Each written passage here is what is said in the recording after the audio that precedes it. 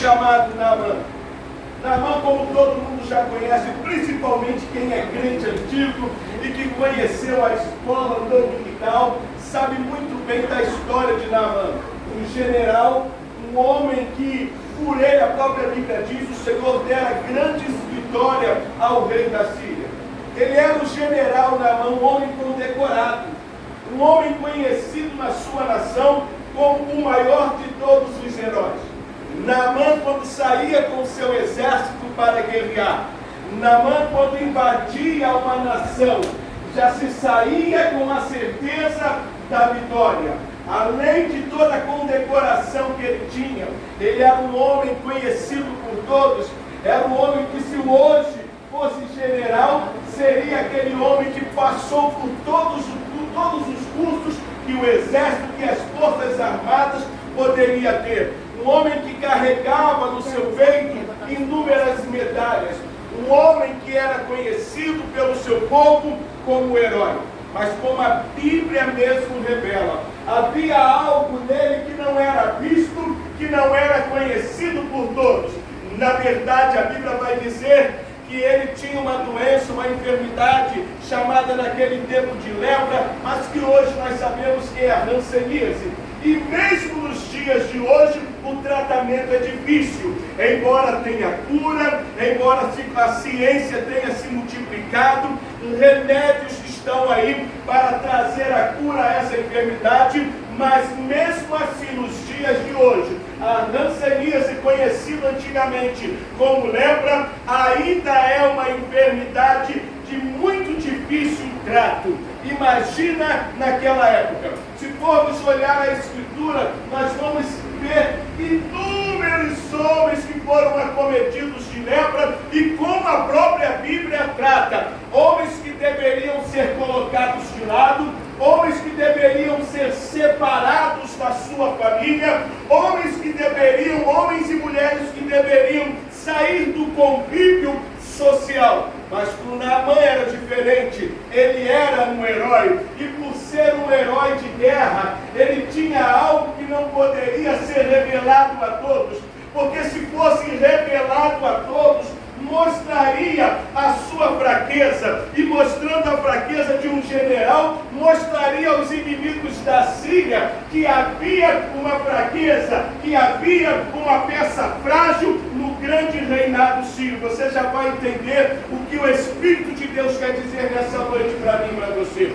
Por isso, querido, a sua lepra não era conhecida de todos, nem todos os soldados que iam para a peleja, que iam para a guerra com ele, sabiam do seu estado deplorável. Por fora, querido, ele era bonito, por fora era medalha, mas por dentro alguma coisa minava a sua resistência e minava as suas forças. A pior coisa que pode acontecer a um ser humano é ele não poder se revelar da maneira que ele é. Você está entendendo o que Deus está dizendo? É uma das piores coisas, faz parte da nossa fragilidade humana. O ser humano tem por teimosia, o ser humano gosta de mostrar quem ele é de verdade. Nós não nascemos, querido, para escondermos sentimentos.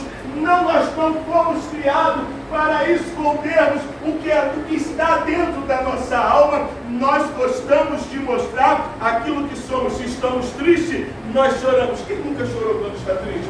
Porque faz parte da nossa humanidade. Nós gostamos de mostrar o nosso estado. Se estamos alegres, pulamos. Se estamos felizes, nós queremos comemorar, queremos pessoas à nossa volta, porque o ser humano, ele não foi criado para fingir emoções. Você está entendendo o que o Espírito de Deus está te dizendo? Você pode glorificar o Senhor? Coloca a mão no ombro do seu irmão e diga assim: você foi criado para não fingir emoções. Você está entendendo o que Deus está te dizendo?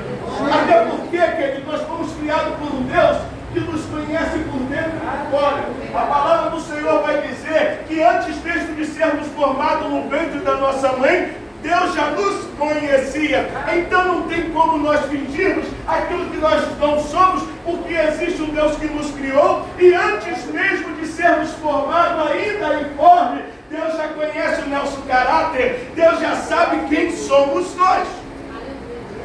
Agora Naamã passava por esse problema.